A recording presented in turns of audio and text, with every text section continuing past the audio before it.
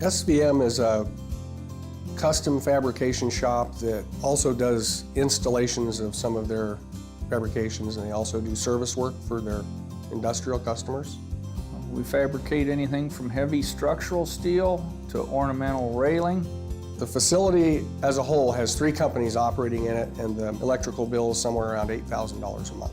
The deciding factors for going solar are primarily financial.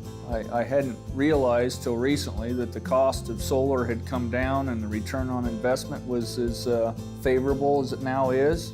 Our largest customers are also very environmentally responsible, and some actually require their first-tier suppliers to be the same way. I think it's a wonderful thing for our community. I think that it shows a lot of courage, business-wise, to embrace the future and sustainability. I think it makes a tremendous statement to the rest of the industry and residents of our town. These manufacturing plants like Schaus-Vorhies, they're consumers of large amounts of energy. And when we get the opportunity to work with a company like that, we actually do quite a bit to reduce the energy profile for the entire community. The new solar installation should allow us to operate on a net zero off of the grid for electricity usage. The calculations show that we'll actually be feeding energy back into the grid 7 to 8 months out of the year.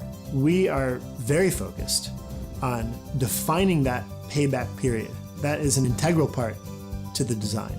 So there's the physical part of the design process, there's also the financial part of the design process. When we take a large manufacturing plant or a manufacturing plant like Schaus-Vorhies and bring their utility bill to zero, that has an incredible effect.